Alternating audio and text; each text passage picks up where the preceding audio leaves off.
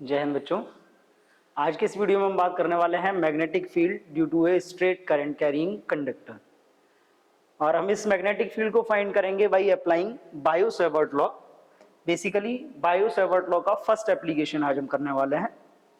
अब देखिए, ऑस्टर्ड एक्सपेरिमेंट में ही हमने पढ़ रखा है, whenever current is pass through any conductor it will produce magnetic field around it, और we can say it will behave like a magnet.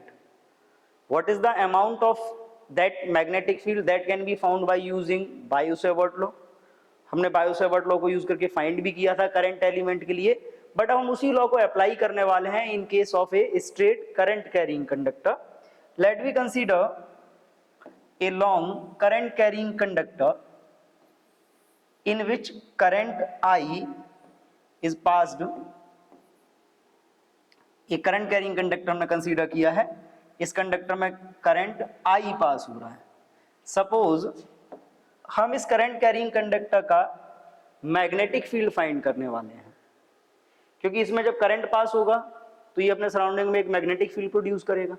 अगर हम उस मैग्नेटिक फील्ड की बात करें, suppose we have to find the magnetic field at a point P that is at perpendicular distance A from the wire और from the conductor.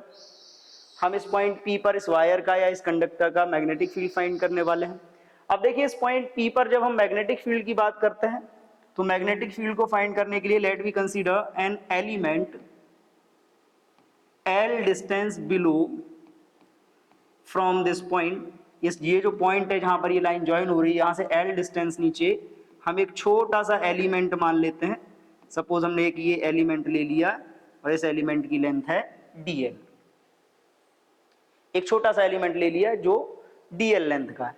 अब इस element के लिए पहले हम मैग्नेटिक फील्ड फाइंड करेंगे एट पॉइंट P. बाद में फिर हम क्या करेंगे, इसी एलिमेंट के थ्रू इसको क्या करेंगे, पूरे वायर का फाइंड करेंगे इंटीग्रेशन के थ्रू. अब अगर हम इस एलिमेंट का मैग्नेटिक फील्ड फाइंड करना चाह रहे हैं पॉइंट P पर, तो देखिए आपने सिंपली एक फॉर्मूला पढ़ा हुआ है एलिमेंटल मैग्नेटिक फील्ड के लिए, dB is equal mu naught upon 4 pi I dl sine theta by r square. यहां पे r क्या है, r is the distance of element from the given point and theta is the angle between the element and the line that will join the point. तो हम क्या करते हैं, हम इस एलिमेंट को इससे ज्वाइन करते हैं और मान लीजिए जब आपने इसको ज्वाइन किया, ये एंगल हो गया थीटा, ये डिस्टेंस हो गई आपकी r. क्लियर? ये वाला एंगल ऑलरेडी आपको मालूम है 90 डिग्री है, तो ये angle let we consider this angle is phi.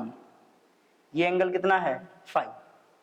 ये एंगल हमने फाई मान लिया. अब अगर हम बात करें magnetic field due to the element, magnetic field at P due to element dl. ये जो एलिमेंट हमने dl लेंथ का लिया है, इसके लिए अगर हम इस पर पॉइंट पर मैग्नेटिक फील्ड की बात करते हैं तो by using Biot-Savart law simply ये आएगा. अब यहां पर देखिए, अगर हम कंप्लीट कंडक्टर की बात करें, for magnetic field of complete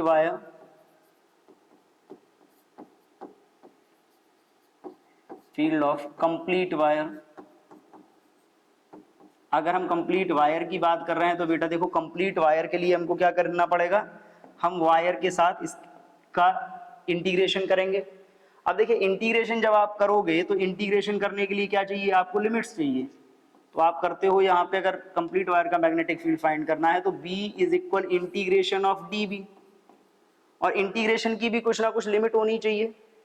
तो वायर के दोनों एंड से हम इसको ज्वाइन करते हैं, हम इसको इससे ज्वाइन करते हैं और हमने इससे इस एंड से ज्वाइन किया. क्लियर? सपोज ये जो एंगल है, ये एंगल है हमारा -φ1, ये वाला एंगल, और ये जो ऊपर की साइड एंगल बन रहा है ये एंगल है आपका φ2. नीचे वाला हमने -φ1 लिया है बिकॉज ये बिलो द लाइन है, इसलिए हमने इसको -φ1 लिया है. ऊपर वाला प्लस लिया है क्योंकि ये एबव द लाइन है. अब यहां पर जब हम कंप्लीट वायर के लिए बात करेंगे तो ये क्या होगा, -φ1 से +φ2 इसकी लिमिट आ जाएगी. अब इस फॉर्मूले में देखिए, इस वायर के कंप्लीट मैग्नेटिक फील्ड के लिए लिमिट रखी है आपने -φ1 से +φ2। dV की जो वैल्यू है उसमें थीटा है, dV की वैल्यू में थीटा है। यहाँ पे आपने बात करी है, यहाँ पे लिमिट लगाई है आपने फाई की। तो अगर हम यहाँ पे वैल्यू इसकी प्लेस करते हैं तो इसकी वैल्यू प्लेस करने पे क्या होगा, v is equal integration -φ12 +φ2 mu naught upon 4 pi IDL sine theta upon r²।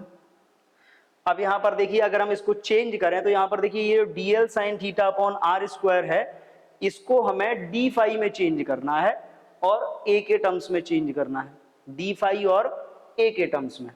तो अगर हम इनको d फाई और a के टर्म्स में चेंज करना चाह रहे हैं तो d फाई और a के टर्म्स में चेंज करने के लिए देखिए इन डायग्राम, अगर हम इस डायग्राम से बात करें तो बेटा देखो इस डायग्राम में सबसे पहले अगर आप बात करते हो तो आप आ जाइए इसके लिए फाई के लिए। अगर आप फाई की बात करते हो तो देखिए फाई का फॉर्मूला अगर आप यहां से देखते हो, फाई और फाई का रिलेशन आप ए और एल के साथ, इस ट्राइंगल में अगर आप बात करते हो तो फाई इज इक्वल क्या होगा, 10, यहां पे निकाल लीजिए आप, 10 फाई इज इक्वल क्या होगा, परपेंडिकुलर अपॉन बेस, परपेंडिकुलर हो गया एल, बेस हो गया ए। अगर आप यहां से बात करते हो तो यहां से निकल के आएगा L is equal a into 10 phi. Clear, इस ट्राइंगल में देखो फाई के लिए ये परपेंडिकुलर, ये बेस। आप इसको डिफरेंशिएट कर लीजिए डीएल के रेस्पेक्ट, फाई के रेस्पेक्ट में। जब आप इसको डिफरेंशिएट करोगे फाई के रेस्पेक्ट में तो ये क्या हो जाएगा, dl upon d phi is equal क्या होगा, a 10 फाई है, 10 फाई का डिफरेंशिएशन क्या हो जाएगा, सेक स्क्वायर फाई। अगर आप यहां से dl की वैल्यू फाइंड करते हो तो dl इज इक्वल क्या आएगा, a into sec square phi into d phi. पहला रिलेशन तो डायग्राम से आपको ये मिल गया। आगे अगर हम बात करें एंड, अब बात करते हैं हम इसकी साइन थीटा की। तो देखो ये जो साइन थीटा है, साइन थीटा की अगर आप बात करो तो थीटा इज इक्वल क्या होगा, देखो ट्राइंगल के तीनों का सम 180 होता है। इस बेस पे अगर हम बात करें ये 90 अलग हो गया तो थीटा प्लस फाई कितना होगा, ये भी 90 होना चाहिए। तो अगर हम इसको चाहें तो हम इसको ये भी लिख सकते हैं साइन 90 माइनस फाई। क्लियर, और जब हम इसको साइन 90 माइनस फाई लिखते हैं, साइन 90 माइनस फाई, तो साइन 90 माइनस फाई को आप ये लिख सकते हो sine theta is equal cos phi. Clear, तो एक रिलेशन आपका ये भी आ गया। क्लियर, अब यहां पे देखो अगर आप इस डायग्राम में कॉस फाई की वैल्यू फाइंड करें तो बेटा देखो कॉस फाई की वैल्यू क्या होगी, कॉस इज इक्वल होता है base upon hypotenuse a upon r. तो अगर आप यहां से r की वैल्यू निकालते हो तो r इज इक्वल क्या आएगा, a upon cos phi. a upon cos phi को आप लिख सकते हो a sec phi. Third relation आपके पास ये आ गया r का। क्लियर, हम थोड़ा सा इसको साइड से यहाँ पे लिख लेते हैं। ये थर्ड रिलेशन आपके पास आया, r is equal a sec phi. Clear, अब देखिए जरा ये तीन वैल्यूज, ये तीन रिलेशंस जो हमको मिले हैं इस वायर के लिए, ये जो ज्योमेट्री थी इस ज्योमेट्री से इन तीनों रिलेशंस को अगर हम इसमें प्लेस करें तो जब ये तीनों रिलेशन इसमें प्लेस होंगे तो क्या हो जाएगा, नाउ v इज इक्वल आपका क्या था, इंटीग्रेशन -φ1 से +φ2 mu naught upon 4 pi IDL sine theta upon r²। Value रखो एक एक करके, v इज इक्वल इंटीग्रेशन -φ1 से +φ2 mu naught upon 4 pi I. dl की वैल्यू देखो, dl की वैल्यू क्या है, a sec square phi into d phi, a sec square phi into d phi. Sine theta की वैल्यू है cos phi upon r, r की value क्या है, a sec फाई। तो जब आप आर स्क्वायर करोगे तो ये क्या हो जाएगा, तो ये हो जाएगा आपका a square sec square phi.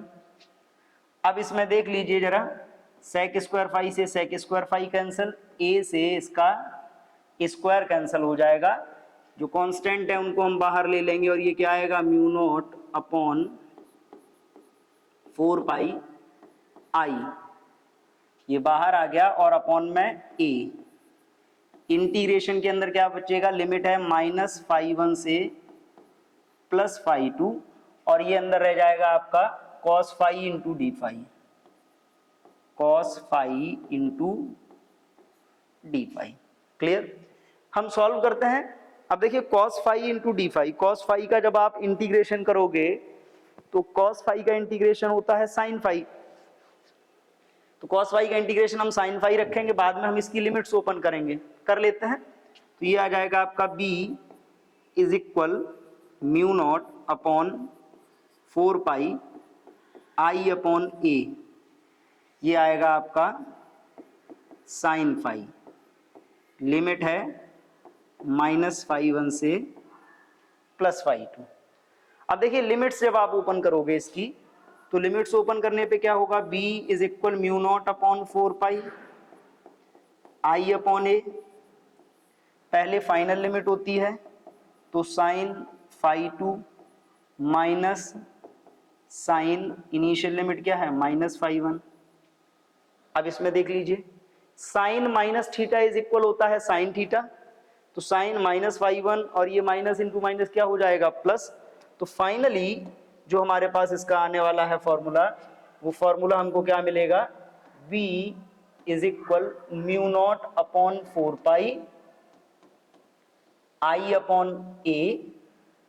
Clear, mu naught upon 4 pi I upon A, ये प्लस का हो जाएगा, then we can write it sine φ1 plus sine φ2।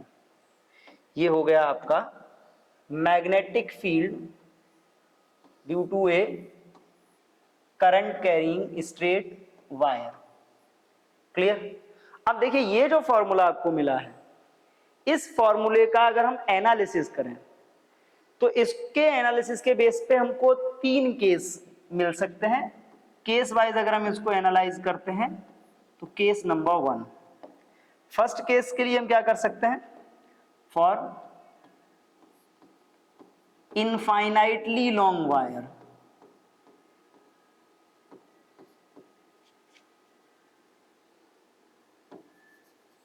Long wire.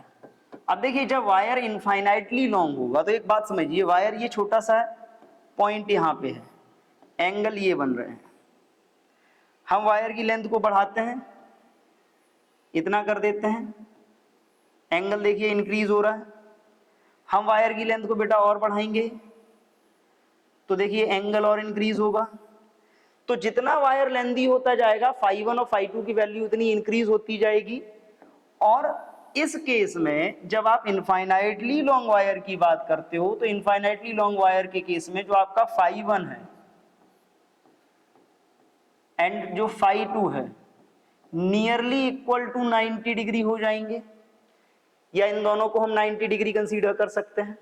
तो अब देखिए जब दोनों 90 हो जाएंगे तो साइन 90 की वैल्यू 1 और साइन 90 इधर भी वैल्यू 1, तो 1 + 1 कितना हुआ 2, और जब 1 + 1 2 हो गया, इन दैट केस जब आप बात करोगे तो 2 से 4 पाई कैंसिल हो जाएगा, ये फॉर्मूला आपका बन जाएगा v is equal mu naught upon 4 pi into I upon A, और ये हो जाएगा आपका 2 से 4 पाई अगर आप कैंसिल कर लोगे तो फाइनली आपके पास बचने वाला है mu naught upon 4 pi, mu naught upon 2 pi into I upon A. Clear, this is the case number 1। Clear. अब हम इसी की बात करें, सेकंड केस इसमें क्या हो सकता है, केस नंबर 2 की बात करते हैं। सेकंड केस देखिए, सेकंड केस में अगर हम बात करें तो सेकंड केस में ये हो सकता है on the axis of wire. अगर हम वायर के एक्सिस पर बात करें तो वायर के एक्सिस पर जो आपका φ1 होता है और φ2 दोनों कितने हो जाएंगे, 0 degree on the axis of wire. यानी कि वायर ये है, अगर पॉइंट यहां पे हो या यहां पे हो तो दोनों एंगल्स कितने होंगे, 0। एक्सिस पर कहीं भी हो वायर, जब दोनों एंगल 0 हो जाएंगे, इन दैट सिचुएशन साइन 0 की वैल्यू 0, इसकी भी 0, तो 0 का जब पूरे में मल्टीप्लाई होगा, in that case we can say the magnetic field on the axis of wire must be 0। Clear. इसके अलावा अगर बात करें तो एक केस और बनता है, थर्ड केस क्या बन सकता है वो समझ लीजिए, केस 3। थर्ड केस आपका बन सकता है near the end of wire, near the end of wire. अगर यही केस वायर के एक एंड के नियर, एक एंड के पास बात करी जाए तो क्या होगा, एक एंगल आपका 90 डिग्री हो जाएगा और दूसरा एंगल हो जाएगा आपका 0 डिग्री। जब एक 90 और दूसरा 0 होगा, इन दैट केस आपका जो मैग्नेटिक फील्ड आएगा वो सिंपली, अब इसी में देख लीजिए, एक 0 और एक 90 अगर आप प्लेस कर लेते हो तो क्या बनने वाला है, यहां पे एक 0 डिग्री है और एक 90 डिग्री है, तो ये जो आपका आएगा ये आपका बनेगा B is equal mu naught upon 4 pi into I upon R। ये केस बन जाएगा आपका। क्यों बन जाएगा, क्योंकि एक जगह साइन 90 रहेगा और एक जगह हो जाएगा साइन 0। साइन 90 की वैल्यू आप 1 प्लेस कर सकते हो, साइन 0 की वैल्यू 0 रहेगी, तो ओवरऑल जो आएगा साइन φ1 प्लस साइन φ2 का वो 1 आ जाएगा। इन दैट कंडीशन जो इसका मैग्नेटिक फील्ड होगा वो रहेगा B is equal mu naught upon 4 pi into I by R। But अगर हम इसमें बात करें तो इसमें सबसे ज्यादा जो यूज होता है केस, वो ये वाला केस है जो हम सबसे ज्यादा यूज करने वाले हैं। क्लियर, समझ में आ गया। तो एक सिंपल सा कॉन्सेप्ट है कि आप वायर की ज्योमेट्री ड्रॉ कर लीजिए, उस ज्योमेट्री के थ्रू आप सारे, पहले तो आप एक निकाल लीजिए एलिमेंट के लिए, और एलिमेंट में जो टर्म्स हैं उनको रिप्लेस करेंगे हम ज्योमेट्री के थ्रू, और बाद में हम इंटीग्रेट करके इसका मैग्नेटिक फील्ड इजीली फाइंड कर सकते हैं। मूव करते हैं आगे। अब बात आती है कि वायर का मैग्नेटिक फील्ड तो हमने फाइंड कर लिया, मैग्नेटिक फील्ड की वैल्यू हमको यहां से मिल जाएगी, इनमें से कोई भी फॉर्मूला हम यूज कर सकते हैं, कॉमनली ये यूज करेंगे, नहीं तो स्पेशल केसेस के बेस पे इनमें से कोई भी फॉर्मूला यूज करेंगे, मैग्नेटिक फील्ड आ जाएगा। बस उस फील्ड की डायरेक्शन क्या होगी, तो डायरेक्शन को फाइंड करने के लिए हम यूज करते हैं right hand palm rule. Right hand palm rule बहुत इजी है।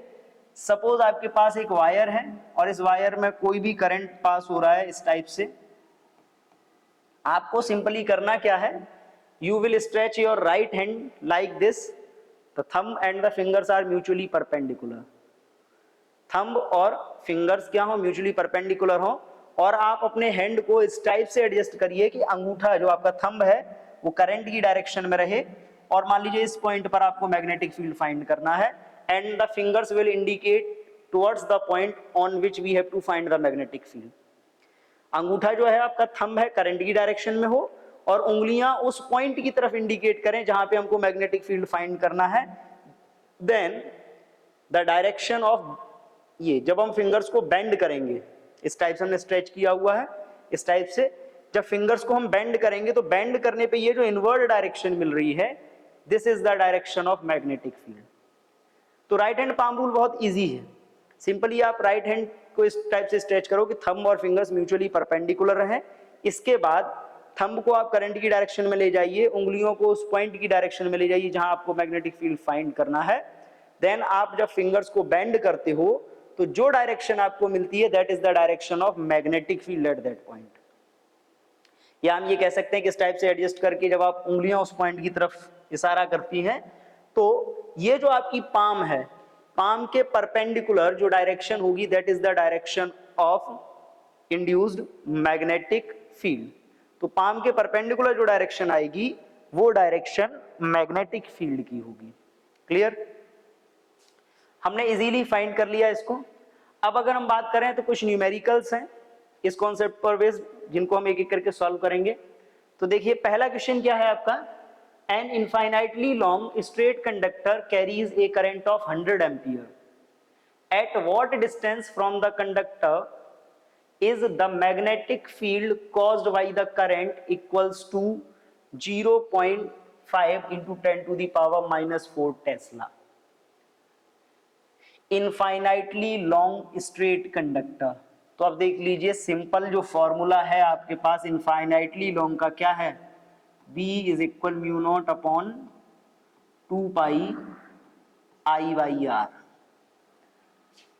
क्या क्या डिटेल्स है हमारे पास, करंट 100 एम्पियर है, डिस्टेंस हमको फाइंड करनी है, मैग्नेटिक फील्ड हमको मालूम है 0.5 into 10 to the power -4। Clear? Value रखिए, वैल्यू रखेंगे तो मैग्नेटिक फील्ड कितना 0.5 10 to the power -4, mu naught upon 2 pi की वैल्यू होती है 2 into 10 to the power -7 into आई 100 है अपॉन कितना हो जाएगा ये आर को इधर ले आइए, ये उस तरफ शिफ्ट करके चला जाएगा तो R is equal 2 into 10 to the power 7, ये 2 था लेस होके कितना रह जाएगा -5 अपॉन इधर से ये आया 0.5, 0.5 से 2 को कैंसिल करोगे कितने टाइम्स जाएगा 4 times into 10 to the power -4 ऊपर जाएगा प्लस का हो जाएगा तो 5 में से 4 लेस होगा 10 टू दी पावर -1, या हम यूं कह सकते हैं R is equal 0.4 metre. Clear? बहुत कॉमन सा क्वेश्चन था जिसमें हमको कोई भी टफ कैलकुलेशन या टफ कॉन्सेप्ट यूज नहीं करना पड़ा, डायरेक्टली जो इनफाइनाइटली लॉन्ग वायर का केस था उस केस में के फॉर्मूले में सारी क्वांटिटीज जो हमको मालूम थी हमने उनको इंप्लीमेंट कर दिया। जब हमने उनको इंप्लीमेंट किया तो डायरेक्टली हमको उसका आंसर मिल जाएगा। Clear? Now move to the next question. A square coil of side 4 centimetre carries a current of 5 ampere, find the net magnetic field at the centre of coil. Clear? पहले तो coil की बात करते हैं कि एक कॉइल है, square coil है, स्क्वायर शेप में हम कॉइल एक ड्रॉ कर लेते हैं। क्लियर? ये कॉइल है। अब इस कॉइल में की साइड कितनी दी गई है 4 सेंटीमीटर। क्लियर? करंट कितना फ्लो हो रहा है इसमें 5 एम्पियर है। आप देखिए ये करंट इधर से इस टाइप से मान लीजिए सर्कुलेट हो रहा है, इसके सेंटर पे आपको मैग्नेटिक फील्ड फाइंड करना है। अब सेंटर क्या होगा, सेंटर की अगर आप बात करते हो तो इसके डायगोनल्स का जो इंटरसेक्टिंग पॉइंट होगा वो होगा इसका सेंटर, ये O है, यहाँ पे आपको मैग्नेटिक फील्ड की वैल्यू बतानी है। अब इस सेंटर O के रेस्पेक्ट में जरा देखिए, इस सेंटर O के लिए अगर हम बात करें तो ये जो आपका स्क्वायर है it will behave like 4 straight conductors, ये 4 स्ट्रेट कंडक्टर्स की तरह बिहेव करेगा। सपोज अगर हम इसकी कोडिंग कर लें A B C and D, तो जब आप सेंटर पे बात करते हो तो यहां पे सेंटर पे जो आपका आएगा नेट मैग्नेटिक फील्ड कितना आएगा B AB vector plus B BC vector plus B CD vector plus B DA vector. Clear? अब देखिए चारों जो साइड्स हैं, क्योंकि सेंटर है, सेंटर होने का मतलब क्या है कि 4 जो साइड्स थी सारी साइड्स से इसकी जो डिस्टेंस होगी r, ये कितनी आएगी 2 सेंटीमीटर। चारों से सेम डिस्टेंस आएगी, चारों कंडक्टर्स की लेंथ सेम है, चारों कंडक्टर्स का जो करंट है वो भी सेम है। अब अगर हम बात करें तो चारों कंडक्टर्स के मैग्नेटिक फील्ड भी सेम होंगे, ठीक है। यहां से अगर हम बात करते हैं वी नो कि जो आपका ये मान लीजिए ये फर्स्ट हो गया, इधर हो गया मैग्नेटिक इसका B1 या B A B is equal B B C is equal B C D is equal B D A. चारों के मैग्नेटिक फील्ड इक्वल होंगे, और कितने होंगे चारों के मैग्नेटिक फील्ड उसके भी बारे में डिस्कस कर लेते हैं कि इक्वल तो होंगे बट होंगे कितने। फॉर्मूला आपने पढ़ रखा है mu naught upon 4 pi I upon R in bracket sine phi 1 plus sine phi 2। Clear? अब जरा इसको देखिए, फाई 1 और फाई 2 यानी कि दोनों के एंगल्स हमको देखने हैं। यहां से देखिएगा जब इस पे परपेंडिकुलर आप ड्रॉ करोगे तो ये जो देखिए जो स्क्वायर होता है, स्क्वायर के जो डायगोनल्स होते हैं वो एक दूसरे को 90 डिग्री पे इंटरसेक्ट करते हैं। कितने पे इंटरसेक्ट करते हैं? 90 डिग्री पे।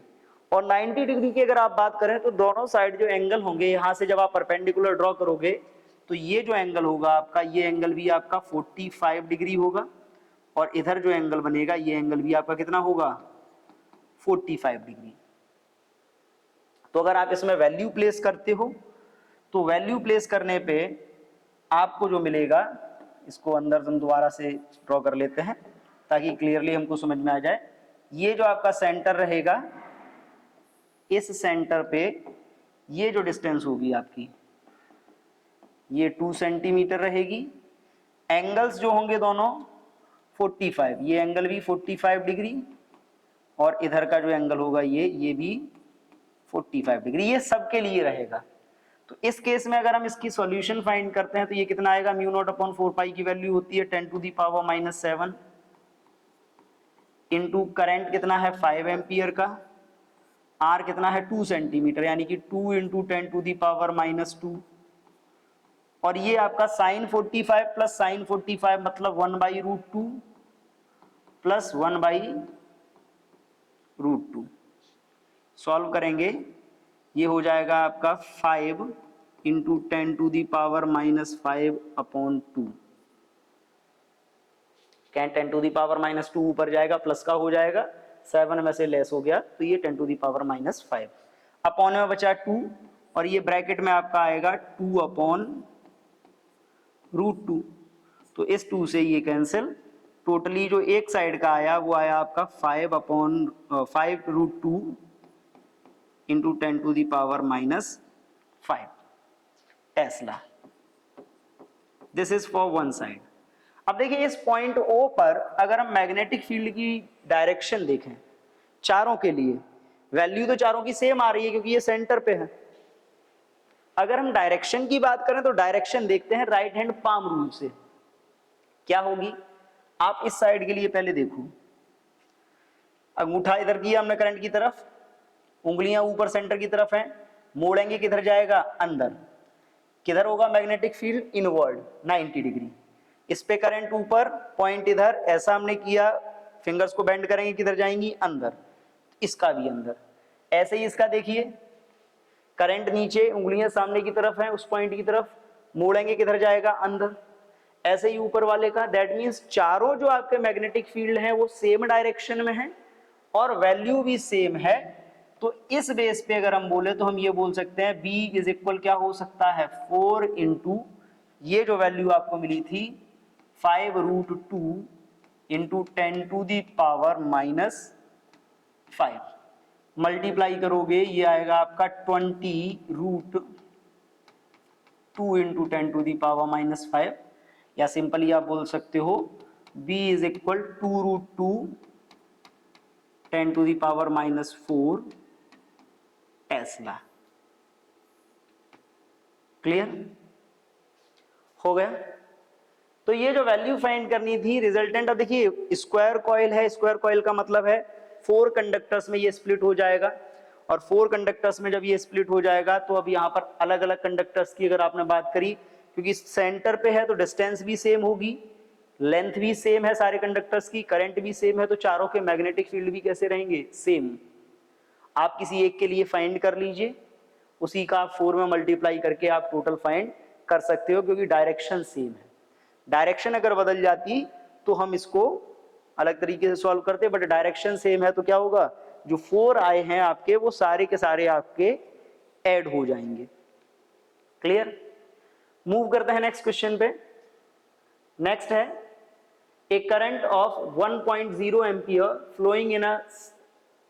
flowing in the sides of an equilateral triangle of side 4.5 into 10 to the power minus 2 meter. Find the magnetic field at the centroid of the triangle. अब यहां पर देखिए centroid of the triangle, triangle की बात करी है, equilateral triangle है, चलिए देख लीजिए।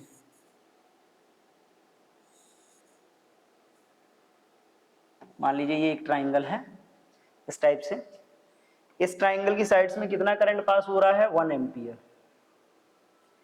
करंट है, 1 एम्पियर का। लेंथ कितनी है, 4.5 into 10 to the power minus 2 metre. Clear? A B C, current जो है इधर से इधर, इधर से इधर और इधर से इधर। क्लियर? अब सेंट्रॉइड देखिए, सेंट्रॉइड इसका कहां पे होगा, ये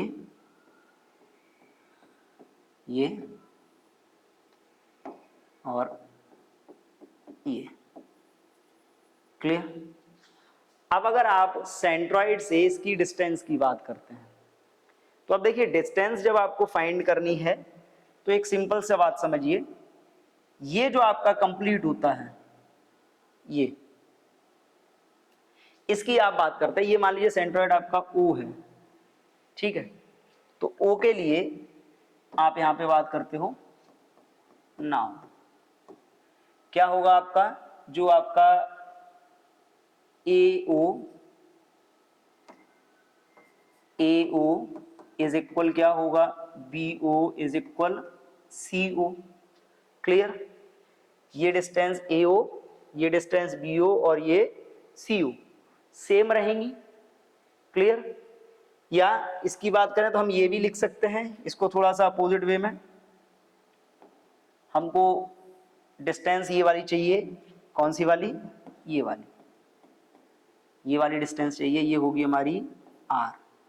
क्लियर? अब इस पे देखो, जब R होगी तो यहां पे एक बात समझ लीजिए कि इस सेंट्रॉइड के लिए ये एंगल टोटल कितना था, 60, ये भी टोटल 60 था, तो ये हाफ कितना हो गया, 30, हाफ होगा 30, ये 90, तो ये कितना बचेगा, 60, और ये एंगल भी कितना होगा, 60। क्लियर? तो यहाँ पे जो आपको φ1 मिला और जो आपको φ2 मिला वो कितना मिल रहा है, 60 डिग्री मिल रहा है। अब बात आती है आपकी सेंट्रॉइड लेंथ की, R इज इक्वल क्या होगा आपका, R देखिए, R की अगर आप बात करते हो, इस पॉइंट को आप मान लोगे, कुछ भी मान नाम दे दीजिए P, इसको दे दीजिए Q और इसको दे दीजिए आप यहां से R। ठीक है, तो ये होगा आपका OP is equal OQ is equal OR। अब पूरा का पूरा देखो सॉल्व करके कैसे हम फाइंड कर सकते हैं। अब यहां पे देखिए, अगर आप AQ निकालें, सपोज यहां से लेके यहां तक का कंप्लीट आप फाइंड करते हैं AQ, तो AQ इज इक्वल क्या होगा आपका, रूट, ये आपकी साइड मान लीजिए, ये वाली तो आपकी कितनी है, ये हो गई आपकी L, तो L square minus L square by 4 हो जाएगा, क्योंकि यहां से आपने परपेंडिकुलर वाई सेक्टर ड्रॉ किया था, तो ये हाफ हो गया L/2 का होल स्क्वायर कितना होगा L²/4। तो जब आप इसको सॉल्व करोगे तो ये आपका आएगा √3L²/4, या अगर हम इसको सॉल्व करें तो ये कितना आएगा AQ is equal L√3/2। Clear. और जो आपका ये होता है ना OQ जो आपका है ये क्या है, ये AQ का 1/3 है। ऊपर का जो पार्ट होता है वो 2 होता है, नीचे का जो पार्ट होता है वो 1/3 होता है। ऊपर का 2/3, नीचे का 1/3, टोटल मिला के 3 पार्ट होते हैं। तो अगर 1/3 आप इसका कर रहे हो तो OQ इज इक्वल क्या आएगा L/√3/2 इंटू 1/3, काटोगे तो ये आएगा OQ इज इक्वल, कैंसिल करोगे तो L/2√3 कितना आएगा L/2√3। क्लियर। चलिए आगे बात करते हैं L/2√3। तो L/2√3 के बेस पे अगर हम इसकी बात करें तो इसका क्या आया, इसकी जो वैल्यू आती है वो आती है आपकी side/2√3। ठीक, side/2√3 आपका आ गया। और side/2√3 से जब आप इसको सॉल्व करोगे तो कितना आंसर आने वाला है उसको देखते हैं, वैल्यू फाइंड करते हैं। तो यहां से जो r की वैल्यू आएगी आपकी वो कितनी आएगी, r इज इक्वल साइड कितना है 4.5 अपॉन 4.5 इंटू 10⁻²/2/√3। क्लियर। अब एक एक साइड का हम मैग्नेटिक फील्ड फाइंड करते हैं, और एक एक साइड का जब हम मैग्नेटिक फील्ड फाइंड करेंगे तो यहां पर देख लीजिए तीनों साइड इक्वल हैं, तीनों साइड से डिस्टेंस इक्वल है, तो तीनों साइड के जो मैग्नेटिक फील्ड होंगे वो भी इक्वल रहेंगे। Now for three sides of triangle, अगर हम ट्राइंगल की तीनों साइड्स के लिए बात करें तो ट्राइंगल की तीनों साइड्स के लिए क्या आएगा आपका B1 is equal B2 is equal B3 that is equal μ0/4 into क्या होगा I/R साइन φ1 प्लस साइन φ2। φ1 φ2 कितना है 60, वैल्यू रखेंगे। वैल्यू रखने पे क्या आएगा, ये जो आपकी वैल्यू आ रही है ये आएगी आपकी इज इक्वल μ0/4 की वैल्यू 10⁻⁻7। आई कितना है करंट 1 एम्पियर अपॉन इसकी वैल्यू कितनी आई है 4.5 इंटू 10⁻⁻2 अपॉन 2√3, ये आर की वैल्यू है। और इन ब्रैकेट साइन 60 की वैल्यू √3/2 प्लस √3/2। क्लियर। सॉल्व करिए जरा इसको, सॉल्व करेंगे तो सॉल्व करने पे ये क्या आएगा B1 इज इक्वल 10⁻⁻7, 2√3 ऊपर आएगा, 2√3 ऊपर आया तो 10⁻⁻7 इंटू 2√3 अपॉन में क्या बच रहा है 4.5 इंटू 10⁻⁻2 इंटू √3/2 प्लस √3/2, इन दोनों का आप टोटल करोगे तो ये कितना आएगा √3। मल्टीप्लाई कर लीजिए, आप मल्टीप्लाई करोगे तो ये आएगा आपका B1 इज इक्वल 10 ये ऊपर जाएगा तो पहले तो इसको सॉल्व करते हैं 2√3 इंटू √3, तो √3 इंटू √3 कितना हो गया 3 इंटू 2 6। क्लियर, 6 हो गया तो ये हो जाएगा 6/4.5 इंटू 10⁻2 ऊपर जाएगा तो 10⁻⁻5 टेस्ला। ये आया है केवल एक साइड के लिए, हमको फाइंड करना है ओवरऑल। तो अब देखो तीनों का अगर हम बात करें इस हिसाब से, इस साइड का अंदर की तरफ इसका भी अंदर की तरफ, करंट की डायरेक्शन के हिसाब से इसका देखें तो इसका भी अंदर की तरफ। तो तीनों के मैग्नेटिक फील्ड सेम डायरेक्शन में है, और तीनों के मैग्नेटिक फील्ड सेम डायरेक्शन में है, तो इसके लिए अगर हम ओवरऑल मैग्नेटिक फील्ड फाइंड करें, now resultant magnetic field eight centroid. Clear? Centroid पे कितना आएगा? B is equal B1 plus B2 plus B3, और B1 B2 B3 इक्वल है। इस केस में ये क्या हो जाएगा? B is equal 3B1, that means 3 into कितना था? 6/4.5 इंटू 10 टू दी पावर -5। ये देखिए B1 की वैल्यू जो हमने यहाँ से 5 फाइंड कर दी, 6/4.5 into 10 to the power -5। Clear? करते हैं सॉल्व इसको। तो ये कितना हो जाएगा? 6 into 3 18/4.5 into 10 to the power -5। Solve करोगे तो ये आएगा आपका 4 into 10 to the power -5 tesla. Clear? Now this is the value of magnetic field at the centroid of triangle. आपने एक साइड का फाइंड कर लिया, तीनों साइड का सेम है और सेम डायरेक्शन में है, तो ओवरऑल मैग्नेटिक फील्ड क्या होगा? ऐड हो जाएगा। ऐड होने के बाद ये आया 4 into 10 to the power -5। Clear? Solve हो गया। इजी होता है, केवल और केवल आपको क्या चाहिए? एंगल्स होने चाहिए आपके पास, और आपके पास डिस्टेंस होनी चाहिए उस पॉइंट की। या फिर आप इनफाइनाइटली लॉन्ग कंडक्टर की बात करते हो तो फिर आपको एंगल्स की जरूरत नहीं पड़ती, केवल आपके पास करंट और डिस्टेंस होनी चाहिए, आप सॉल्व कर सकते हो।